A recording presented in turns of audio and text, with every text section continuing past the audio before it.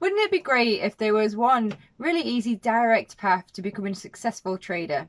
There are a lot of people who are offering courses on how to trade, and quite a lot of them are get rich quick schemes. But what is the reality of becoming a successful trader? How long does it take and what does it consist of?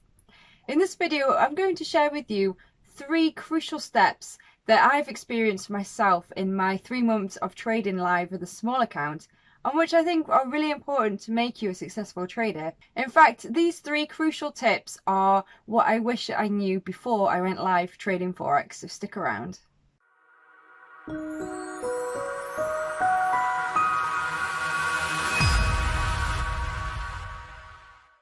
Hi everybody, I'm Emily from the channel Mindflow Trading, and on Mindflow Trading I share videos about my journey as I grow and develop as a Forex trader and share different tips and things that I've picked up along the way with you. And in this short video today, I'm going to dive into the 3 different crucial steps to becoming a successful trader. And for these 3, I think of SRM. The 3 steps we're going to cover today form what I would regard as a profitable trader triangle.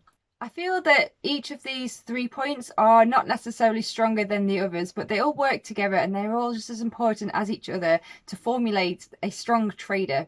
Being a trader really does incorporate so many different things. You've got to be able to multitask and utilize so many different skills and a lot of knowledge, and it can be hard to really break that down into different steps. So although I'm saying these are 3 crucial steps, they in themselves incorporate a lot of things that you need to know and build some skills on and ultimately master to be a successful trader.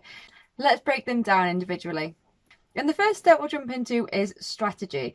And this basically means having your edge on the market, having a proven strategy that you know and trust and can execute effectively on the market as per your trading plan.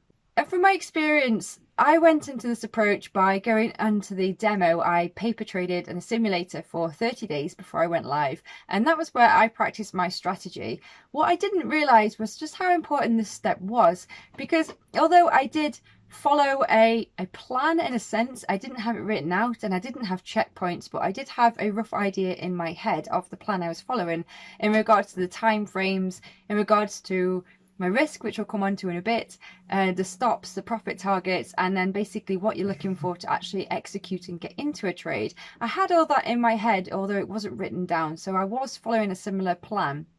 But where I went wrong was I feel like I could have probably practice a little bit more before I went live to really hone that strategy, because strategy is so important. It is the edge on the market. Mark Douglas, if you've not come across him, I definitely recommend checking him out. He does a lot of work with trading psychology. I've got some links to his books below, but I've also watched some of his YouTube series and they're really good. And he talks about this idea of a series of trades mentality where you are playing the game probabilities, because that's what trading is. You cannot win every trade all the time. It is a game of probabilities. And what he talks about is being able to come up with this strategy that gives you an edge on the market, so that if you only win 60% of the time, but you incorporate other things like managing your risk well, that you can still be a profitable trader. But it's so important to have that strategy 100% locked down. And I can really relate to this at the moment, because I feel like with my trades personally, I have not been as consistent as I would like to be. My accuracy is not that good. And I feel like it's all because my strategy is not quite ready. And I'm putting a lot of time and energy into that right now to try to rectify that. But that's why I'm sharing this tip with you guys today, because I've learned from so far in my journey how important a strategy is. And that's why I regard that as a crucial step along the way to becoming a successful trader. This brings me to step number 2, which is risk management. And to manage your risk effectively is really important if you want to actually be a consistently profitable trader long term. Now, I've heard so many stories of people that believe they have got the edge down, they go in the market and they double their account on the first day and they think they've got it. But maybe they take out a lot of margin and too much risk on their account, and trade number 2 means they blow their account up. And what risk ultimately means is you might have a great strategy, but you really need to know how to manage your risk so that you can protect your account. And you can manage your risk in a number of different ways, and these can vary from using hard stop orders so that you can put a cap on the losers that you have in a trade, or you can put a cap on the amount of losers you have in a day, or it just means It can simply just relate to the amount of risk you take per trade on an account. So some traders might take a lot of risk and others might prefer low risk. I personally prefer to stick with 1% per trade risk, which suits me because it keeps my losers very small. Obviously the winners small as well, but I don't mind at the moment because I'm focusing more on improving my accuracy and developing. But risk is so important if you want to keep your account alive, especially in the beginning as you are getting used to trading the markets. And something that's really stuck with me is professional traders think about how much they can lose, whereas amateur traders think about how much they want to win.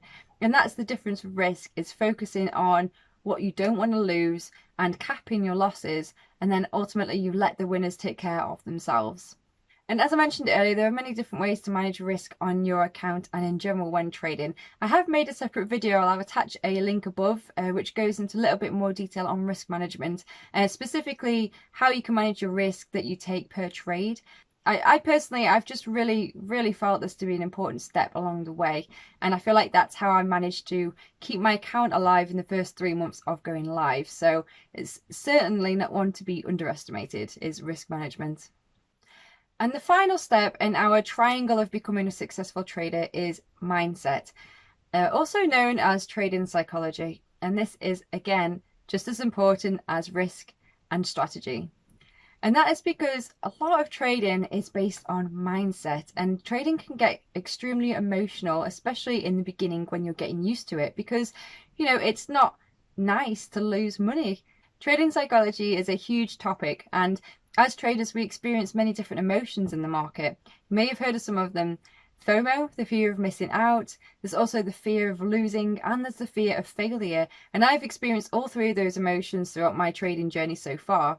But ultimately, mindset is much more than just the emotions you experience as a trader. It's also being able to keep motivated, which is very important in the beginning, because it takes time. Trading takes time. It is certainly a marathon, not a sprint, and it can be quite misleading when you see or hear about different people who are making thousands and thousands of pounds or dollars in a short space of time, because it sets that expectation that you'll be able to do the same thing.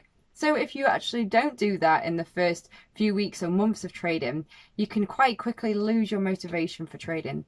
But that happens quite a lot because it's very unrealistic to be able to make that much money in the beginning and actually have your account survive as well. That's why mindset is so important. It's being able to keep motivated, being able to keep focused, it's being able to keep disciplined, to be able to keep being inspired to tackle the markets every day and continually learn, continually develop, continually reflect, and keep that momentum going and not crashing out or not giving up. So important. And fostering a mindset is why I've included it in the 3 crucial steps, because I feel like it is really important to become a successful trader, to avoid that burnout. And there are loads of different ways that you can or loads of different things you can do to try to foster the right mindset for trading. So some people prefer a physical approach, if you like to go running or do regular exercise, because it can help build the discipline in your body and that can reflect in your mind. Other people prefer to do different mind-based activities like mindfulness meditation. I quite like doing that myself, as well as some yoga. But I guess predominantly mindset does incorporate a mixture of learning about trading psychology so that you are not affected by the emotions when you're trading. And also it kind of helps you to learn and become more aware of yourself and how you react to situations. And it's very much about building that emotional intelligence. I mean, we've all heard of IQ, but there is also emotional intelligence, EQ, the lesser known of the two. And that's what mindset very much evolves around, is building and developing that emotional intelligence so that you're able to utilize mindset, risk, and strategy. With those 3 factors locked down, you're certainly on your way to becoming a successful trader. And that's why I am focusing on those 3 at the moment. So I hope that you've enjoyed this short video just sharing some insights that I've learned along my way developing as a beginner Forex trader. If you have enjoyed it, be sure to hit that like button, and also don't forget to subscribe to the channel if you're not already subscribed. If you've got any questions on anything that I've talked about, or if you've got anything to recommend yourself, if you've read any good books around the topics, be sure to drop a comment below and get in touch, and I'll catch you in the next video. Thank you. Bye.